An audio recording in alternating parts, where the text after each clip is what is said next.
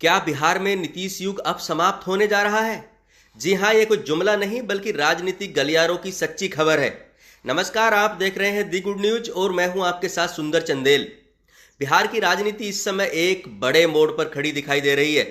करीब 2 दशकों तक राज्य की सत्ता का नेतृत्व करने वाले मुख्यमंत्री नीतीश कुमार को लेकर एक बड़ी सियासी हलचल सामने आ रही है। खबर है कि नीतीश कुमार अब राज्यसभा की ओर कदम बढ़ाने जा रहे हैं और इसके साथ ही बिहार की राजनीति में एक नए अध्याय की शुरुआत की चर्चा भी तेज हो गई है। अगर ऐसा होता है तो इसे केवल एक संसदीय प्रक्रिया नहीं बल्कि बिहार की सियासत में बड़े बदलाव के संकेत के तौर पर देखा जा रहा है। दरअसल राजनीतिक पंडितों का दावा है कि आज नीतीश कुमार राज्यसभा के लिए अपना नामांकन दाखिल कर सकते हैं। इस दौरान भाजपा के राष्ट्रीय अध्यक्ष नितिन नवीन और राष्ट्रीय लोक मोर्चा के अध्यक्ष उपेंद्र कुशवाहा भी नामांकन दाखिल करेंगे।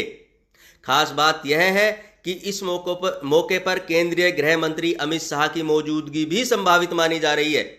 राजनीतिक जानकारों का मानना है कि नामांकन के समय अमित शाह की उपस्थिति इस पूरे घटनाक्रम को राज्य की राजनीति तक सीमित नहीं रखती बल्कि इसे राष्ट्रीय स्तर का महत्व दे देती है।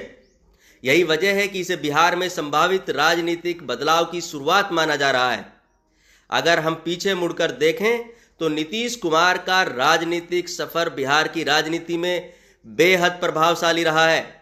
साल 2005 में जब उन्होंने पहली बार मुख्यमंत्री पद संभाला था, उस समय बिहार कई तरह की चुनौतियों से जूझ रहा था। 24 नवंबर 2005 की तारीख राज्य की राजनीति में एक अहम मोड़ के रूप में दर्ज हो गई थी। उस दौर में सड़कों के निर्माण, कानून व्यवस्था में सुधार और प्रशासनिक बदलाव को लेकर कई अहम फैसले लिए गए। समय के साथ कई राजनीतिक गठबंधन बदले, राजनीतिक समीकरण बदले, लेकिन सत्ता के केंद्र में नीतीश कुमार का प्रभाव लगातार बना रहा। वर्ष 2014 में उन्होंने कुछ समय के लिए पद छोड़कर जीतन राम मांझी को मुख्यमंत्री बनाया था, लेकिन बाद में वे फिर सत्ता में लौट आए और उनका नेतृत्व बरकरार रहा। अब जब उनके राज्यसभा जाने की चर्चा हो रही है तो सबसे बड़ा सवाल यही है कि क्या इसके बाद वे मुख्यमंत्री पद छोड़ देंगे। तकनीकी रूप से फिलहाल ऐसा कोई तत्काल दबाव नहीं है क्योंकि वर्तमान राज्यसभा सदस्यों का कार्यकाल 9 अप्रैल तक चल रहा है। उसके बाद नई शपथ की प्रक्रिया पूरी होगी। राजनीतिक विश्लेषकों का मानना है कि नीतीश कुमार कुछ समय तक दोनों भूमिकाओं के बीच संतुलन बनाए रख सकते हैं। यही समय बिहार में नए नेतृत्व को लेकर निर्णय लेने का अवसर भी बन सकता है।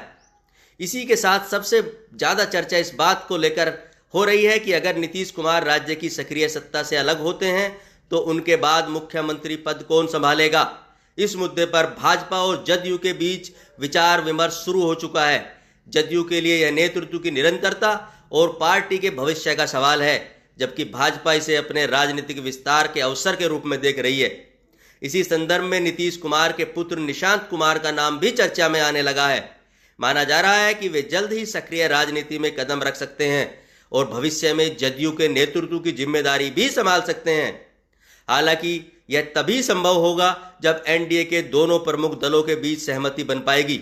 इस पूरे घटनाक्रम के बीच एनडीए विधायकों की बैठक भी बुलाई गई है, जिसे बेहद महत्वपूर्ण भी माना जा रहा है।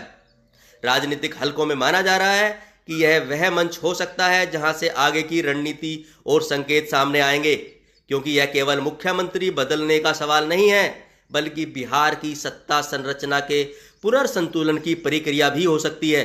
अगर नीतीश कुमार दिल्ली की राजनीति की ओर बढ़ते हैं तो राज्य की राजनीति में एक बड़ा खाली स्थान बनेगा और उस स्थान को कौन भरता है यह आने वाले वर्षों की दिशा और दशा ही तय करेगी।